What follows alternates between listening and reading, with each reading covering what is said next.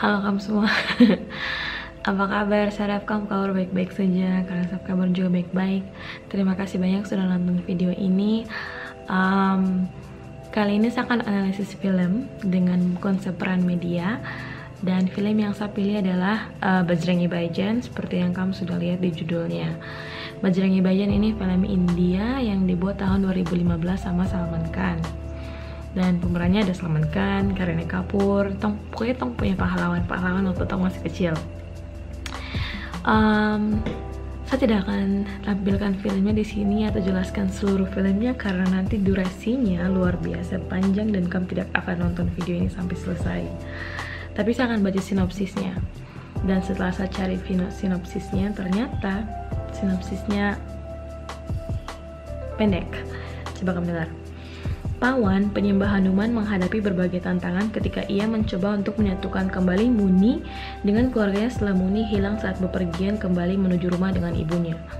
Intinya adalah dia tolong seorang anak perempuan yang dari Pakistan, dia tunawicara, hilang di India. Jadi film ini menceritakan waktu Pawan, petualangan Pawan pas mau kembalikan Muni kembali ke Pakistan.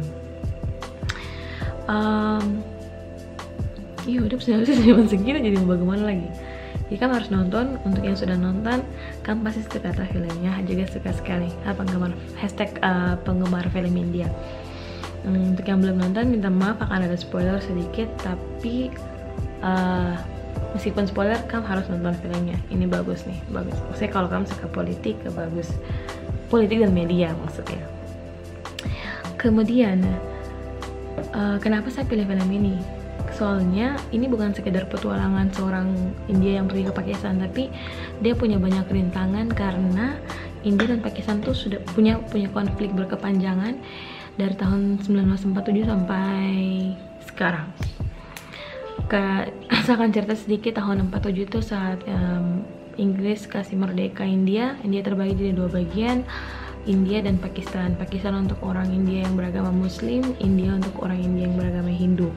Dan waktu proses migrasi itu banyak konflik terjadi, banyak orang meninggal karena di India sendiri mereka usir semua orang Muslim ke Pakistan dan di situ terjadi konflik, banyak orang meninggal.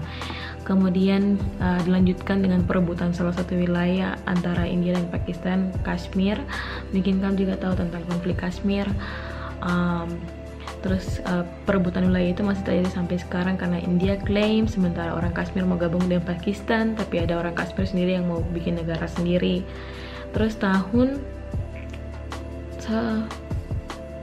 lupa tahun apa spesifiknya, India punya kekuatan nuklir, kemudian tahun 98 Pakistan lagi ikut dengan punya kekuatan nuklir, jadi tensinya semakin meningkat sampai sekarang. Bahkan tahun 2019 dan 2019 kemarin masih ada penembakan yang terjadi karena konflik antara dua negara ini.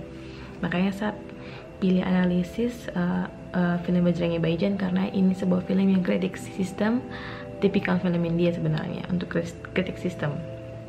Poin pertama, shaping. Saya tidak akan jelaskan perannya, saya sudah pernah jelaskan sebelumnya. Jadi kalau kamu mau tahu, silakan klik link di deskripsi box video ini. Waktu itu saya jelaskan dengan contoh Black Panther. Tapi kalau misalkan kamu harus sambil nonton video ini, saya berbaik hati jadi akan tulis sedikit dengan singkat penjelasan tentang tiga peran yang dimiliki media. Masuk shaping. Dalam film ini menurut saya, film ini tuh kritisi pemerintah India dan pemerintah Pakistan. Karena masyarakat tuh dapat banyak kesulitan gara-gara dua negara itu berkonflik. Masyarakat maksudnya masyarakat kedua negara ini.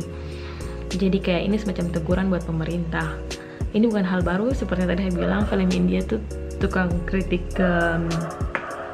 sistem. Contohnya film Bajrangi Bhaijaan, film Three Idiots, terus film PK, sama ada satu film lagi tentang euthanasia. Nah, jadi di setiap bagian, setiap segmen dari film ini tuh menunjukkan kalau pemerintah, gara-gara kamu tuh kita yang kena masalah. Dan kalau dibiarkan sebenarnya di masa depan antara dua masyarakat ini tuh akan tetap ada kesulitan. Contoh, di Asia Selatan tuh ada namanya organisasi kawasan namanya SAARC. South Asian 12, saya lupa dia punya singkatan. CSRC ini tuh mereka tidak pernah maju-maju, soalnya kan ada dua superpower, India dan Pakistan. Kalau India ambil keputusan, Pakistan tolak. Kalau Pakistan ambil keputusan, India tolak. Akhirnya tidak ada keputusan yang keluar, tidak ada perkembangan yang terjadi. Negara kecil kayak Bangladesh, Nepal, Sri Lanka, mereka tidak bisa banyak ngomong karena mereka bukan superpower kayak India dan Pakistan. Peran kedua, mirroring. Mirroring itu kan media menunjukkan apa yang terjadi di masyarakat, dikasih tunjuk dalam media. Nah, karena konflik pemerintah ini, ada kebencian antara masyarakat India dan Pakistan ditunjukkan oleh kalimat ayah mertuanya Pawan yang bilang, pas ketahuan Muni ini orang Pakistan, dia bilang gini, kau harus bawa kembali dia ke Pakistan karena bangsanya telah membunuh bangsa kita tanpa ampun. Terus kayak Pawan istri Rasika bilang, tapi kan anak kecil, masa dia dari mana dia tahu kayak gitu. Tapi dia bilang gitu, tetap saja dia orang Pakistan. Atau pas Pawan pergi ke Pakistan, dia dapat nangkap tuh di sana, dan ternyata ketahuan dia tuh bukan mata-mata India, tapi kepala kepolisian yang bilang tidak, bagi kita dia tetap mata-mata India. Terus juga konflik kedua pemerintah ini menyebabkan masyarakat tuh kesulitan dapat akses. Misalnya pas Muni nih waktu kecil papanya mau antar dia ke India untuk bisa bicara lagi, karena katanya kalau kunjungi satu tempat nanti aku bisa bicara. Cuman papanya tuh susah untuk dapat visa, soalnya kata dia lebih mudah pergi ke Amerika daripada India karena dia pernah kerja di militer dan India pasti akan kira dia tuh mata-mata di India. Kemudian yang terjadi juga di masyarakat ada memperkenalkan sistem kasta. Ini ditunjukkan karena pas Muni muncul kan dia tuh bicara, Pawan tidak bisa tebak dia tuh dari mana. Jadi Pawan tuh kayak bilang dia pasti dari kasta Brahmana atau dia pasti dari kasta Ksatria. Terus ada teguran juga dari Rasika, itu calon istrinya Pawan, dibilang soal kasta dan agama itu omong kosong kayak gitu. Karena itu bikin sampai mereka memperlakukan orang dengan cara yang berbeda-beda. Terus di dalam filmnya juga menunjukkan kalau ada child prostitute. Soalnya waktu itu Pawan antar Muni untuk dibawa sama orang lain ke Pakistan, tapi ternyata orang ini justru jual Muni ke rumah prostitusi.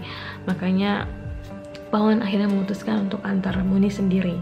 Dan ada satu lagi yang menurut saya menarik, yaitu dia menyebabkan pandangan yang buruk, citra yang buruk. Misalnya yang lebih kelihatan sih Pakistan.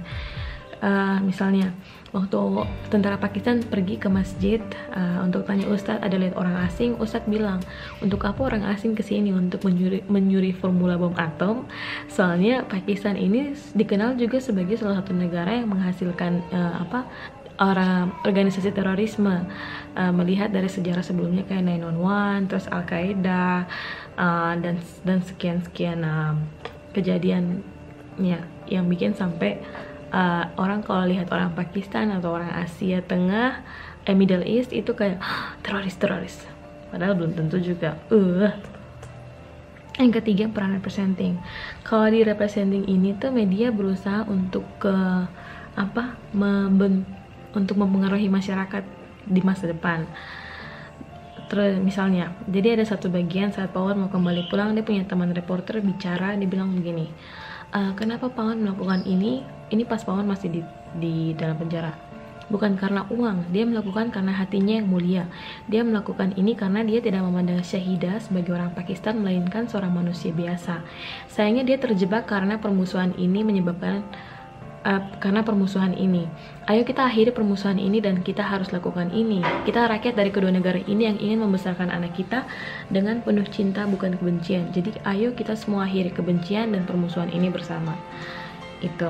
Nah di sini sih betul-betul menunjukkan kalau si reporter ini dia ingin mempengaruhi masyarakat. Mari kita akhiri konflik ini karena kita masyarakat yang kena dampak. Nah, ini juga buat saya mengerti bahwa pemerintah dan masyarakat itu berbeda. Mungkin pemerintah maksud begini, tapi